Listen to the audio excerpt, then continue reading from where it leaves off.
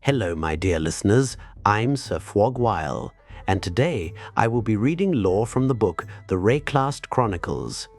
Tonight's chapter is Freythorn and the King in the Mists, a clanless refuge in the trees, and the older voice answering from beneath the woods. We will listen to Finn, Una, Renly, the king himself, and Awife's later testimony, tracing how shelter becomes altar and altar becomes invitation. Before Freythorn turns fearful, the forest has its own remembered kindness.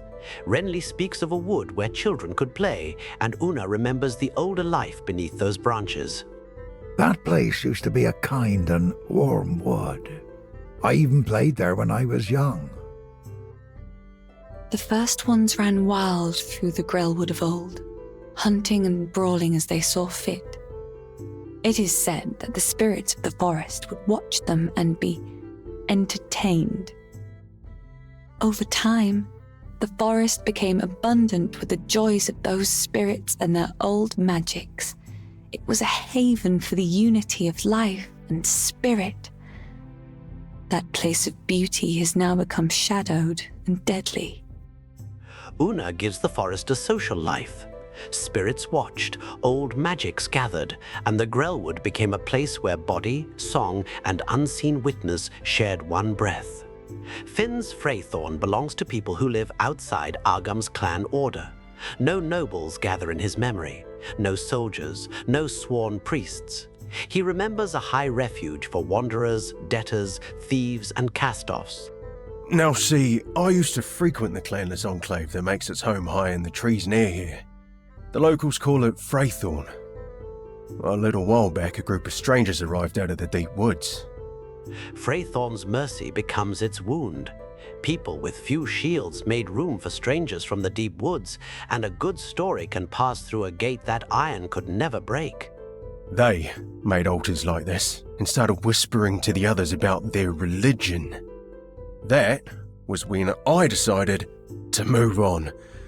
And judging by the size of this one, things have gotten worse. A lot worse. Finn leaves when the altars arrive. His instinct is worth trusting. The danger enters as worship, then spreads through whisper, repetition, and the promise that surrender has meaning. Mist Whisper gives that invitation a sharper edge, sibilant promises in the night, and devotion paid by travelers. The item sounds like Freythorn's altar logic distilled into one weapon. So, I was right to be worried. They're still making these damned altars, and this one's bigger. When the king speaks, the altar stops looking symbolic. He talks about bodies as dwellings, names as things that can be stripped away, and followers as vessels for the Nameless. Her body shall become home to all Nameless. She is no longer yours. Her name shall soon be lost. A name is a boundary. It holds memory, kinship, debt, and selfhood together. The king wants that boundary broken because an emptied person can be filled with something older and colder. We demand to exist. We will not go back. The realm of nothingness is absence with appetite. The king speaks from a place that remembers shape, envies breath, and reaches toward living bodies as if flesh were a doorway back into the world. That gives Freythorn a darker purpose than murder. The cult is building hospitality for exiles from reality, and every altar teaches the desperate to mistake surrender for belonging. The language of devotion matters here. A blade can kill a body, a curse can bind a body, yet worship can convince the victim to open the door and call the intruder holy. Those cries give the cult its hunger. The Nameless fear return. Existence itself becomes the prize, and Freythorn becomes a doorway hammered open by devotion.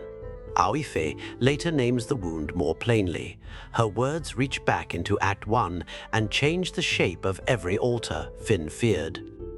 Not fools, just deceived. Even I could not see the king's true face until it was too late.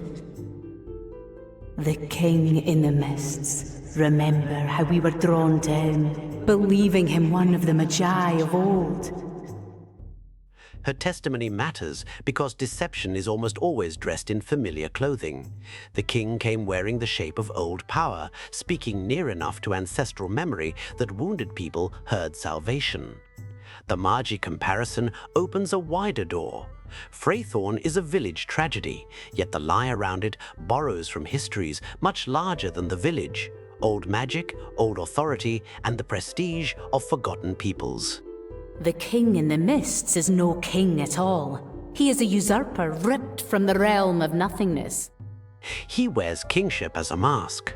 The title makes him sound rooted in law, throne, and inheritance. Yet Aoife calls him a usurper ripped from the realm of nothingness. Usurper is a political word, and that choice gives the horror a crown. The king steals the language of rule before he steals bodies, because people kneel more readily to a throne than to a wound in the dark. The tale is told. A name was carelessly spoken, and a howl of anger and agony echoed through the entire wildwood. Tonight's lesson is quiet and cruel. Act 1 hides another kingdom beneath Geonor's shadow. Freythorn shows a land where shelter can be conquered by belief, and where old spirits still answer when called.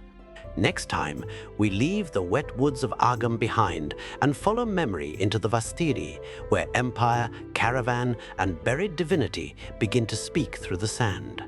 That's all I have for you tonight. Be sure to like, comment, and subscribe. There is much more lore and many more stories to come. Thank you for taking the time to watch my content.